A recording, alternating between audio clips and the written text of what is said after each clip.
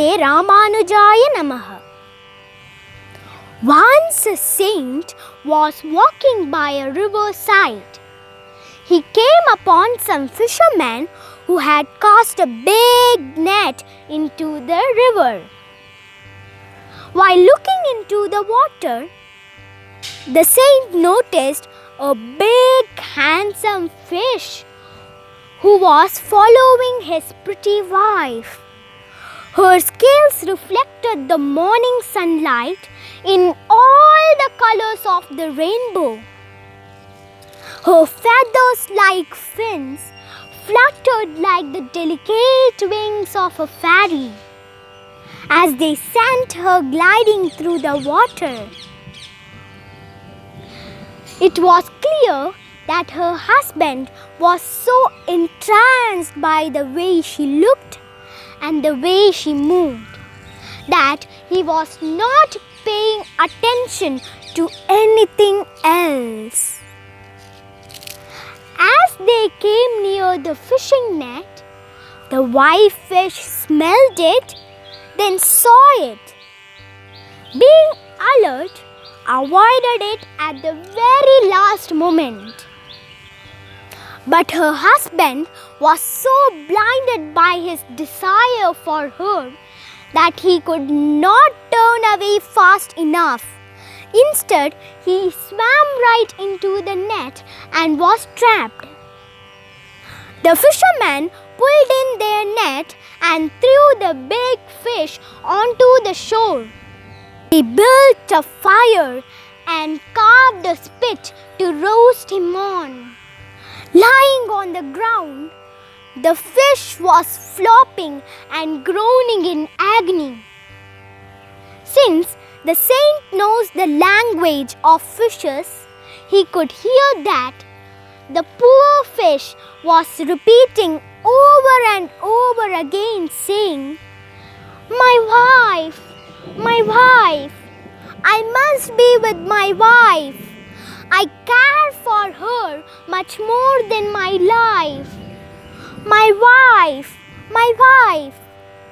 I must be with my wife. I care for her much more than my life." The saint thought how this fish had lost his mind. He is in this terrible state because he became a slave to his own desire. And it is clear that the fish had learned nothing from the results of his actions. If he dies keeping such agony and the desire that caused it in his mind, he will surely continue to suffer by being reborn in some hell world. The saint thought, "I must save him." The saint went to the fishermen and asked for that fat fish.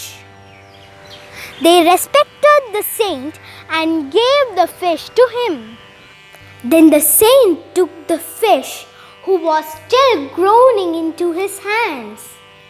He sat down on a river bank.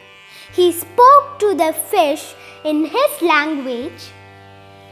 "You foolish fish, if I had not seen you today, you have gotten yourself killed. Your blind desire was leading you to continued suffering. From now on, do not let yourself be trapped by your own desires." The fish realized and thought how fortunate that he was to have found such a friend. He thanked him for his wise advice. The saint released the fish back into the river and continued on his way.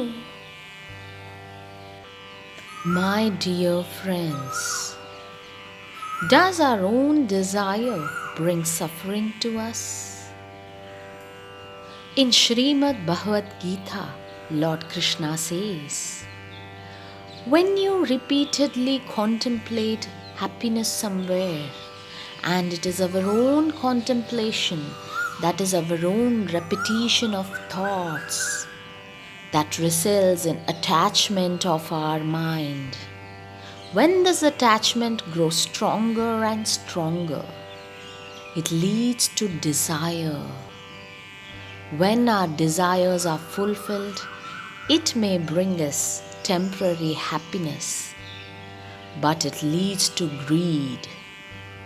Greed is emotional dependency on situations, objects, or people, which manifests in harmful ways such as addictions and gambling, etc.